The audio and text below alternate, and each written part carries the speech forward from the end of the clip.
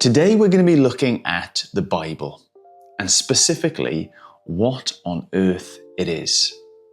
What is your Bible? For some people, it's an app on their phone. For others, it's a book like this on their shelves. For others, it's a history of God's activity in our world and humanity's response or rejection of Him.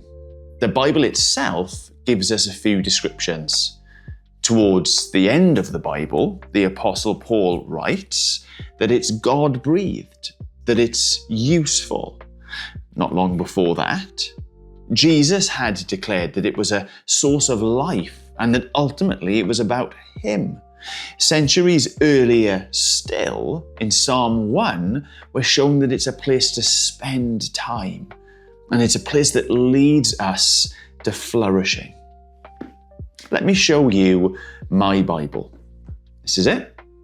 Old Testament and New, 66 books that tell one ongoing story. Volumes actually that can be moved around and change the orders that they're in depending on how I feel, what I want to achieve. Now here's where it gets weird, because these books that make the Bible, Old Testament and New Testament, they're bound together in different ways. As I've already said, there's Old and New, and as those names suggest, there's a chronology there.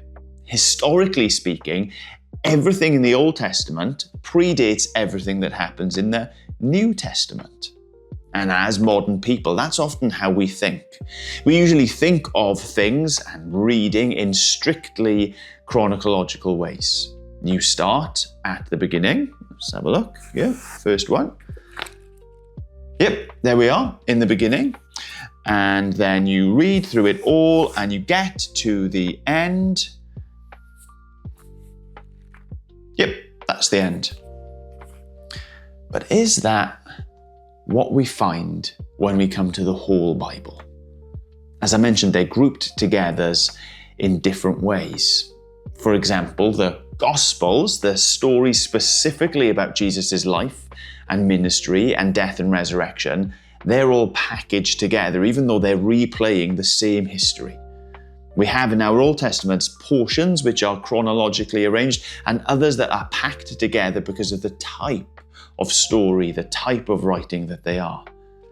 But here's something really important for us to grasp when we look at the whole Bible, is that they're telling an unfolding story. A story which takes place over thousands of years. They're exploring and expanding on a world that has gone wrong in rebellion and the rescue that God provides. So what is your Bible? What does David have to do with Babylon? Why is John's vision on the island of Patmos in the same book as a love story about Ruth and the much older, much uglier Boaz?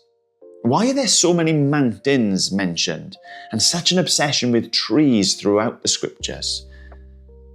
Well, I've introduced you a little bit to your Bible, whether that's a book on your shelf, an app on your phone, or a pretty collection of individual volumes like I have.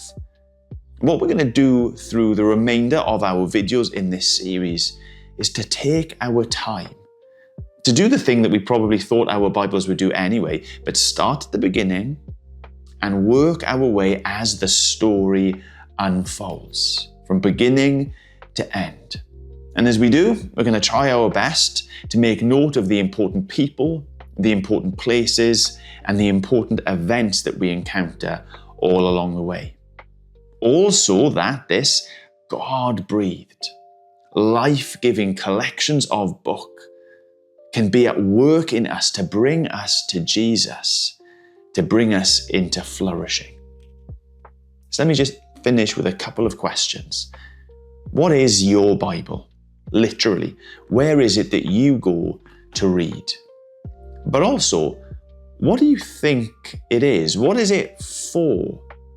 Have you ever heard those descriptions from Paul, from Jesus, from Psalm 1?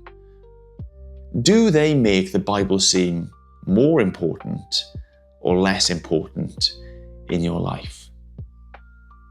Why not pop your answers in the comments to this video? See you in the next one.